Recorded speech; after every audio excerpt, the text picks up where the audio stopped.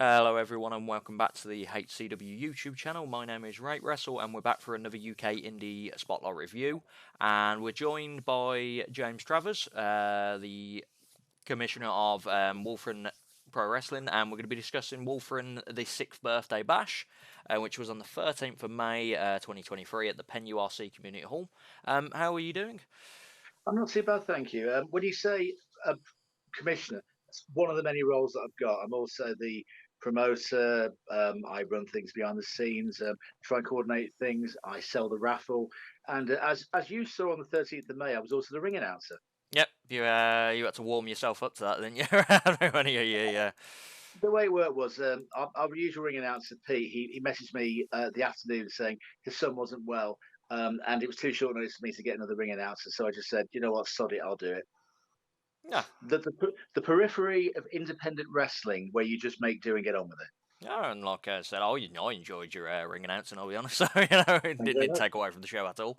But overall, straight away, I will say I really enjoyed the show. Thank you. Good vibe. I got placed nicely against by the ring entrance, which I was worried about. But yeah, I did really enjoy the show. So we kicked off with the reigning champion at the time, Alexander, who's come down to the ring. So he's got no challenger for the night. He's basically saying that he's here to cash in his paycheck. Then he's going to be out of here. He threw, I'm guessing that's a pina colada. He's carrying to the ring. Martini, that's it. Oh, yeah. He's just smashed that on the floor because he seems like a giant scumbag. And he's just about to leave, but here comes CJ Rowland. And he's basically decided that he wants the title shot. CJ's been he's made a big impact since he's come in. I mean, he'll say himself, he took himself from right at the bottom where he was overweight and he was drinking too much and he was really struggling. He's pulled himself back up, and you see him now. He's lean, he's in shape, he's got tremendous charisma, covered in tattoos, which really do the job for him. And he's got a vibe that just sort of works for him. So I suppose you can see why crowd love him. He thought, you know what, here's my time. Let's go for it. Yeah, everywhere I've been as well, CJ Rollins is just like everyone loves him. Like he deserves it though. He's really good in the ring, and he knows how to work the crowd.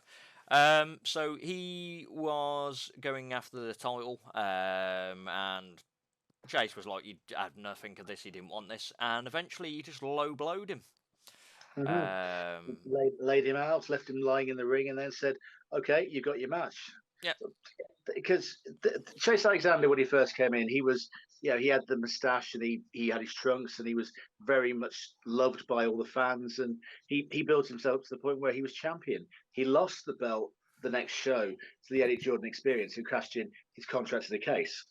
Yeah. And from that, he got injured in the rematch, came back, and for whatever reason, he just went off the scale, kicked RC Chaos in the face, and then left RC Chaos injured. And then he's been champion. He was champion since last May, and he's been unbeatable in that time. Yeah. So yeah, this ended up with being an official title match for later on in the night. So you've mentioned RC Chaos, who has brought up the show before. He was announced, but he wasn't able to attend. Yeah, I got a message from RC Chaos in the week saying that he was pulling out of wrestling as in ring stuff for the rest of this year, and I completely understand that. Yeah, I think he's had the injury and he's sort of come back, but he's got a lot of other things going on. Yeah, because he's one of the guys behind Black Country Championship Wrestling, and he's obviously the commissioner for that. He does the not ring announcing, commentary for that as well. Yeah. And I think he's got so many other things going on that I suppose the in-ring stuff maybe takes a back seat. So I fully support that, and I've always said to him, he's welcome to come back whenever he wants to come back. He's a very popular part of the show. Yeah, I'm a big fan of RC. He's a friend of the show. He does the previews and the reviews for BCCW on air. And also, we might as well mention the way Mia Cortez was also announced, but wasn't able to turn. That's the communications thing. I was speaking to her, and think we'd said about the show, but we'd not set the date in the diary. So she got booked elsewhere. So yeah, one of those where she couldn't be on, but she will be back, and that's good because certainly one of our regulars, Ian Wright, he's become a big. He's been to pretty much every show that we've done. He's become good friends with me, and he's looking forward to seeing her come back. So that's also look forward to going forward. She will be back this year. She just couldn't make it in May. No, that's fair enough. I'm looking forward to say I've not actually seen her live, so I'm looking very much forward. It's an experience. She's high energy. Yeah. So we'll kick off with the first match of the night, which was Alex Connors versus Will Stevens. So this is a rivalry that between the Brew World Order and the Safety. I need to say Safety Committee then. Safety Council. That's the one. So I'm a big fan of Alex Connors. He's a friend of the show as well. I really enjoyed this match. It's very much like the cowardly old school heel.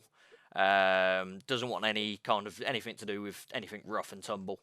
Well, this is it. Yeah, people dismiss the whole idea of world of sports star wrestling, but I think it's got its place. And something like this between the Brew World Order and the Safety Council, you basically got the overzealous safety. I don't want to say Nazis, but the sort of thing.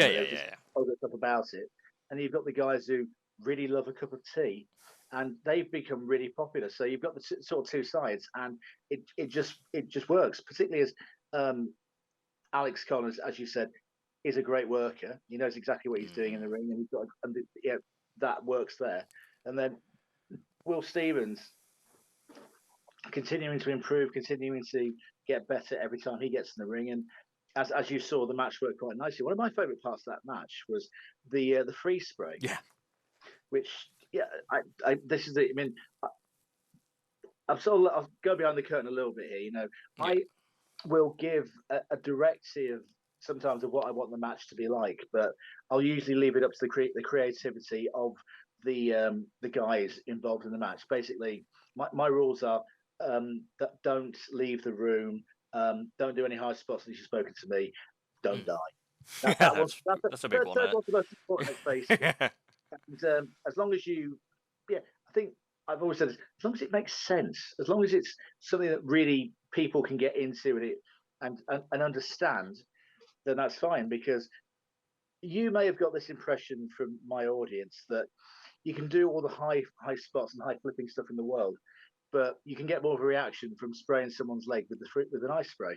Yeah, no, they were very much. It was kind of like that kind of crowd, which I did enjoy. Like there were spots with the turnbuckle with the pillows. I really enjoyed that, where they're running around with the pillow.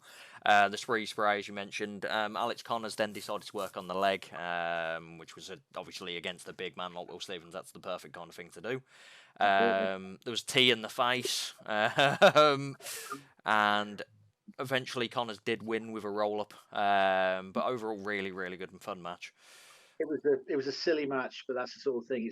I think it's a good. I like a sort of opener that gets the crowd invested in it. They find out who they want to cheer, they find out who they want to boo, and they go from there. I mean, I think a good example of that, if we look at opening matches at shows, maybe Kurt Angle against Rey Mysterio, SummerSlam 2002, which was it was a battle between the really quick lucha guy and the wrestler who is a jackass. Yeah. And people who they wanted to cheer, they knew who they wanted to boo, and they really enjoyed the match. That's the sort of impression I got from this match anyway.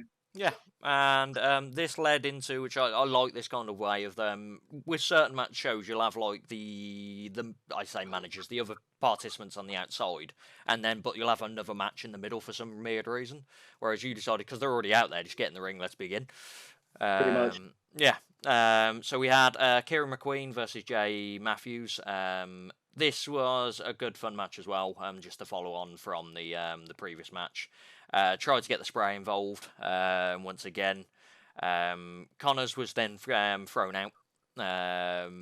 And, well, I forgot to mention at the start of the match, Kieran and Stevens dropped some tea at the entrance ramp straight away. So the safety crew weren't happy about that straight away. Yeah, it wasn't safe. They were very firm about that.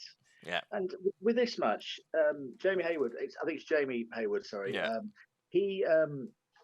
This is what we found with the Safety Council. It starts out with Kieran Young and Alex Connors, but there's no limit to it. It's like a faction where you could have virtually anyone walk out in the high vis and the helmet, and they're preaching safety. Jamie, in this case, came over, and he was the other participant in that.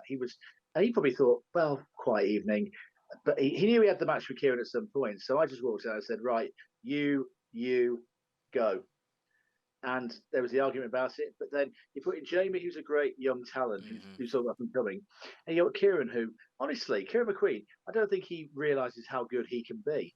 It's a confidence thing with him sometimes, but he is really good at what he does. He's got something like being the captain of the BWO. Just wear the armband, carry a cup of tea. You don't need to say much more than that. Plus, he can wrestle. He's a great worker. Yeah, Kieran said it is a confidence thing. Like this year, he's very much pushed on though. With your solo, we saw the match here with the Kamikaze as well. He's very much. I think he's kind of realised he is good in the ring. He's pushing onwards, and he did pick up the win in this, which is obviously a nice confidence move for him as well. Absolutely, and it means 1-1 between the Brew World Order and the Safety Council. Now, looking ahead, we might reverse the orders around. So I'm looking at Kieran McQueen versus Connors, and Will Stevens versus whoever else it may be in the Safety Council. It may be Kieran Young, it may be Jamie Hayward, it may be, I don't know, maybe Buff Bagwell will turn up or something like that. I don't know, but don't know if he's either safe. way, it wouldn't. No, in that case, it wouldn't be safe. But we know that it'll be a good match. Yeah, both matches will be good matches, and they'll be fun matches as well. And that's the thing that I think gets missed in wrestling a lot. You can have your big serious matches, and obviously some of the matches on the card were that. But you've got to have fun as well. Wrestling is fun. Wrestling is about entertainment, and if it's a guy in a high vis jacket wrestling a guy who drinks tea, then I ain't got a problem with that. No, neither did I. I said, I didn't know what to expect when I first there, but from the second match, it's just a very good, fun-loving crowd, fun-loving show. We moved on from that to the Shauna Shea came out. I'm sure if you asked her to say the Shauna Shea, but yeah, I don't think she'd be bothered. But yeah, she came out and she decided that she didn't have an opponent, so she was just retiring the title. So much like Chase, she was just there to cash in the check and walk off. But out of nowhere, we had Alfie come down, who the first time I've seen all three people live. Alfie I've seen a few times on YouTube, and same with Harley Harris. But Alfie is incredibly, I can't think of the word. Weird. It's probably unique. Yeah, unique. That's a weird one. So for anyone that's not seen it, she comes out with I would say it's a Care Bear, but it might not be a Care Bear. There's a secret with inside the Care Bear, but obviously it didn't get revealed in this case. Yeah. And she talks to this mystical bear as well. So Shauna was like, what's happening here? And then out comes Harley Harris, who's like so aggressive, just like means business. She and Shauna Shea had a contest to see who could hit me the hardest in the chest with the microphone. Basically thumping it back into my chest. I mean, when you saw me stagger back in the ring, that wasn't me putting it on. That was literally me going, Jesus Christ, and saying, okay, this is where making the triple threat match came in, which, as you can see, Shauna was not happy about, and with good reason, because we know the issues with triple threat matches. The AEW pay per view that's happening tonight, and you got the fatal 4-way, so there's always the risk that a champion will not get pinned. Yeah. So, but them's the breaks. Yeah, so she went from trying to retire the title to be in a triple threat, so I can see where she was a bit miffed by that. I really like this triple threat. I like triple threats where you don't have a person just lying outside for like 5 minutes and then another person gets knocked out. And they were always in the ring, always like chaos basically, which is I think a good variation of triple threat. Really fast paced, scrambly feel. And they were just going for it like continuous pinfalls, like the different variations, pinfalls, crucifix, so forth like that. But yeah, it's really trying to win the match. And that's the thing about watching wrestling. Sometimes you think you can do cool moves, you can do all sorts of stuff like that. The aim is to win. Yeah. So get the shoulders pinned to the mat for 3 seconds. Exactly. But yeah, it was just as I said, I like this variation that it's just because you have a lot of triple threats where you'll just have like you'll have the two main people in the ring, one person's lying out on the floor for like 20 minutes, they'll come in and another person. Whereas this, no one was really out for all. It was just full on chaos. Nice thing to see Shauna eating celery outside. That was a fun thing to see. Bloody celery gets everywhere. It really does. Biding her time. And eventually, after like the fast-paced, aggressive style, Harley did pick up the win, and she is the new Wulfrun champion, women's champion. I And mean, okay, she aggressively thumped the mm, microphone into my chest, but congratulations to her. She's only the I've got to think back now. So Nightshade, Chantel Jordan, Mia Cortez. She's only the fifth mm, woman to hold the title in the 6 years. Well, the 5 years that we've had the women's title. So it's not an easy thing to win, and it's not like as we said, not many people have actually won the thing. So congratulations to her. Look forward to see what she's doing going forward. But obviously, that wasn't the only story from the match, was it? no, definitely not. Before we continue with that, Harley Harris, first time I seen her, I got to see her the week after at Kumite as well. But she's incredible, and I can't. She's going to be a dominant force to take that title away. Very, very good. Absolutely. But as you mentioned, there was a follow-on from this. So Shauna Shea wasn't happy about the whole experience being thrown into a triple threat. She's lost the title, and she basically asked yourself that instead of like, oh, well, I want a rematch or something like that, it was I want the title back, reinstate the title, or I will leave. I think that was it. She wasn't asking me. She was Yeah. telling me categorically, void the match, give me back my title. And as I pointed out to her, I did say to her, you know that the point of a triple threat match is that if you don't, there is the threat that you can lose the match without getting pinned. This is what happened in this particular match. I'm sorry. I'm sorry you're disappointed that you lost, but sorry, mate, you did lose.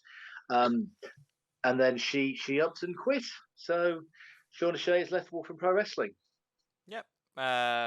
She took a ball and went home. Basically, that's where yeah.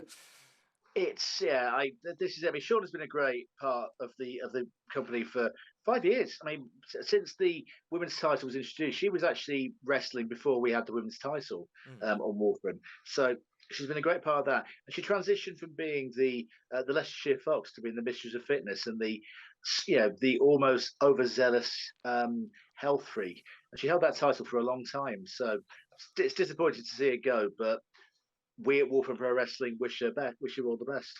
Yeah, and to be honest, I'm glad I came to this show because that were like her last match, but also at least I got a chance to see her at the Wolverine before she decided to quit. But yeah, so very, very entertaining matchup. This was followed by your announcement that so the next Wolverine show is going to be on Saturday, 19th of August, I believe. That's right. We move from shows every 2 months to shows every 3 months. Mm, There's a number of reasons for that. Number one, cost, but number two, it's timing as well because in my day job is I work for I'm a journalist for a newspaper, mm, so it's having free time, and if I have a show every 3 months, I've got more time to promote it. I mean, the May show was what it was, and if you notice, the crowd wasn't as big as previous shows had been, but I think that's a mixture of the cost of living crisis, but also it's the same night as bloody Eurovision. I've made the yeah. mistake. Yeah, somehow I've booked on the same night as Eurovision. I'm already looking to next year to make sure I don't book it on the night of Eurovision because people do have Eurovision parties. Plus, I want to watch it as well. I like Eurovision. Yeah, See, it's a thing that disappointed them. Yeah, that I had the crowd we had, and we still had a great crowd, and we still had people being noisy. But I know there'd have been more people there because they wouldn't have been sat. They would have been there instead of sitting at home watching Sweden and Finland warbling. yeah, absolutely trouncing us. So we'll move on to the second half of the show. So we had a five-way gauntlet scramble, probably. The contracts in the case gauntlet match where it's like works like the elimination chamber where you have two people start the match and then someone came in every 3 minutes and at any point someone could be eliminated by submission or pinfall. No disqualifications. It basically follows all the rules of the elimination chamber except without the bloody great cage going around it because you saw my haul. There's no way in There's no way that we'd actually get that in there. You'd have the fans in the cage. But it's basically the same concept where the winner at the end would be the holder of the contract in the case, which means any time in the next year they can cash in whenever they want. It's like a direct rip-off of Money in the Bank, but don't tell me other wrestling companies don't do it, because they do as well. Oh no, yeah, don't. So yeah, we kicked off. It was Cashmere, and then entered Kingsley, Cole Kingsley, who was very dominant. Big guy, big battling guy. Cashmere, flies all over the place. Really high energy guy. Carl Kingsley, big, bulky, will beat you up. After that, it was Cal. I'm trying to remember myself. Yeah, Cal Adams. Yeah. Yeah. He was very he was entertaining. He was very old school looking. Through a lot of European uppercuts. Fun to watch. Then we had Regan was up next. Yeah, and Regan has punched me in the ring in a show. Bear in mind, I'm not a wrestler on the show. I don't do that at all. So I'm telling him there's no way he's getting a title match, and he just punched me. Led to him versus the judge in a no DQ match. He won that, and now he is one of the leading parts of the company. So Indy went into this match. Yeah. And then finally it was David Grant. So 3 huge guys, Kingsley, Grant, and Regan, just big men hitting each other. Basically, it's a good thing the ring was reinforced, basically. Yeah, especially it was just chaos as soon as Grant had come down, just like big men swinging each other around. So Regan was very much the dominant party of this, though. He picked up most of the eliminations, and he ended up picking up the win in general. So he is now the holder of the briefcase. That's a worry for the champion going forward, because Regan is scary. He is big. He's scary. He's not known as a scarred warrior for nothing. He is just dangerous. So it's going to be an interesting time. Yeah, and he's not like he's an angry man as well, which is it's not like a calm giant. I found out. Yeah. I found that out. Yeah, this was a fun scramble match. I said the whole show I really enjoyed. But then we moved on to the main event, which saw Chase Alexander, the champion of the Wulfrun, versus CJ Rollins, who came out obviously from getting low blowed and hit with a title, so he was a bit worse for wear. I'll be honest, straight away, Alexander's superb. So good. He's so everything about him, from his character work to the way he looks, just like suit dressed, wrapped up knuckles, the tash, just everything. I really gushed over Alexander, I'm going to be honest. He's one of those wrestlers who pays attention to detail. And when he was a face, it was he had the trunks, he had the white boots, and obviously he had the moustache. When he won the title and he beat the judge for it, someone had actually done a poster for him called with Mustache Power on it, so he had a photo taken with that. These people were not fans of his, obviously, later on, because when he kicked R.C. Kelce in the face and then left him laying, people suddenly went from, well, we like it. When a heel turn on me, it's done good. Yeah. This is an example of it being done good, because nobody saw it coming. He went out to celebrate with R.C. Kelce and then suddenly kicks him in the face. Yeah. And that was it. But yeah, so just character-wise, so good. In the ring was so good, and then obviously having an opponent of CJ Rollins' caliber as well. This was a really bang of a match. Obviously Alexander knew how to work the crowd from the heel perspective. Rollins was hitting some really big moves, suplexes. At one point, Alexander tried to cheat with a bout shot. Obviously, he'd laid out Rollins at the start of the show, so he was trying to follow suit at the later show. Top rope Hurricane Rana, which was incredible, after the ref bump. And then Rollins eventually did, after this momentous match, pick up the win. And he is now the Wulfrun champion. Yeah, brilliant. It was going to take a special person to end the year-long reign of Chase Alexander, because people had tried. Lucas Casimir had got close. Kieran McQueen got close. CJ Rollins came in, and with the pop-up powerbomb out of nowhere, got the win, and a very popular win at that. So congratulations to CJ Rawlings. I've already had message from Chase Alexander. He's going to be enacting his rematch clause in August, so we'll get to see these two dance again. So that's going to be a match worth seeing. Got a great reaction from the crowd. Everyone was into it, and they love CJ Rawlings. So they love to hate Chase Alexander, but they love CJ Rawlings. So I think we got something special there for August. Yeah, that's definitely like a very good match to kind of announce straight away. Like as I said, I really enjoyed that match. Alexander, the like character-wise, he's wrestling. CJ Rollins just incredible talent anyway. So a rematch between them is going to be very, very interesting. Absolutely. I hope that people will be there to see it. Yeah. So overall, as I said, I really enjoyed that, and I'll definitely be coming to the Saturday 19th August show. Tickets are on sale now, I believe. We have put it on sale. Yeah, we're going to start announcing matches in the next few weeks. But get your tickets. Like I said, £6 first. Our prices haven't changed since we started. We haven't gone up with inflation or anything like that. So, you want to come? It's £6 a ticket, or for 4 people, it's £20. Yeah, bargain, £6 a ticket to see that caliber of a show. But overall, very, very good show. I'm looking forward to seeing it in August. Well, thank you very much. Look forward to seeing you there, and tell your friends, tell your pets, tell the random people you see in the street. Just say Wulfrun Pro Wrestling on the 19th of August, and hopefully see you there. Yeah, when I'm back on the phones at work, I'll just say every customer that rings me. But yeah, so that's the end of the review. So comment down below if you were there, who you'd like to see come on going forward. I'd like and subscribe. We were on everything. It's all on the screen. Wulfrun's handles below James. So we've got the Facebook, but you've also got Twitter and Instagram handles. I don't know. Well, I'll have them in the description, but if you want to spout them out. No, it's all Wulfrun Pro Wrestling. It's all, So yeah, it's always helpful, isn't it? if you just search for us on that, why make it complicated? We want people to find us, and plus we still have these T-shirts for sale in the shop. So get yourself one, buy one, even if you're only going to wear it in the house. I obviously wear these at the show because it's good advertising. Yeah, makes sense. So I'll whack that in the description as well. But yeah, so that's it from ourselves. Thank you once again for coming on. I'll be looking forward to the one in August. Well, thank you very much. See you there. Thank you.